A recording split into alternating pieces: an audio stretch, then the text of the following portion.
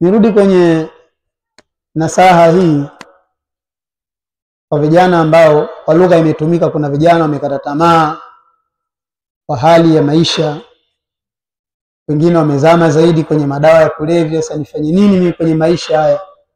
Kimlingania sasa mimi nitafanyaje shehe bwana? Wengine wamezama zaidi kwenye vilevi vya kisasa hivyo, maisha yashamuharibikia, amekata tamaa, fanyeje? Sisi ushauri wetu ni mambo mawili. Jambo la kwanza kwa wazazi,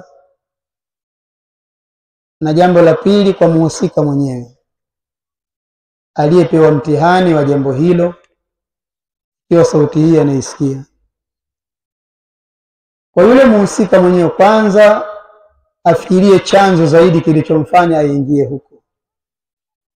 Ikiwa ni marafiki, basi kwanza ni kuachana na urafiki, achane na marafiki hao. Na ikiwa ni maskani anazokaa, basi atoke kwenye hizo maskani. Wenyewe wanasema japo ataka siku moja, kwa mvuta sigara anakuambia kuacha siku moja ngumu bwana, basi niache hata leo moja tu mpaka nitazoea kuacha. Basi hivyo fanya, nataka siku moja, achana na zile maskani kwanza. Kwa hiyo hebu angalia mwenyewe historia yake, ni kipi kilichonifanya mpaka nikaingia katika ulevi fulani. Alafu akija kujua sababu ni ile, hebu ajaribu kuiepuka ile sababu. Akiwa yuko tayari, basi Allah subhanahu wa ta'ala atambadilisha. Qala Allah ta'ala, inna Allah la yughayyiru ma biqaumin hatta yughayyiru ma bi anfusihim.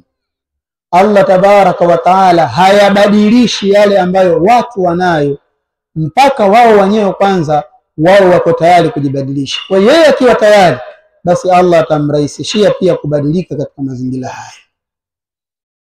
Ama jambo linalowahusu wazazi, bila shaka hili ni janga la kimataifa au la kitaifa.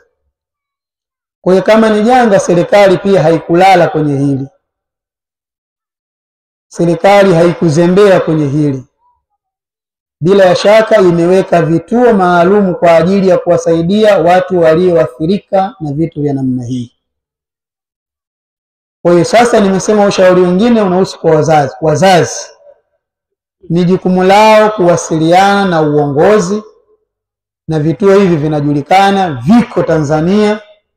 Wawasiliane na uongozi wenye mamlaka hiyo. Kama mtu ana mtoto aliyetihaniwa na mtihani ya namna hiyo, serikali itaweza kumsaidia kumchukua kijana huyo na kumweka katika mazingira ambayo Allah subhanahu wa ta'ala atamrudisha katika hali iliyokuwa nzuri, baada ya kuwa na yeye kuna juhudi ameionyesha. Jukumu hili linarudi kwa wazazi au walezi kwa ujumla, sababu inawezekana wengine hawana walezi.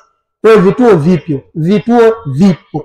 Hata kama katika mji huu hakuna, lakini maadamu ya kuwa kuna uongozi, wasiliana na uongozi wa serikali. Bila ya shaka wanajua viko wapi vituo vya namna hiyo, ili kijana huyo apelekwe, asijikatie tamaa. Kujikatia tamaa hakufai, sheria imekataza.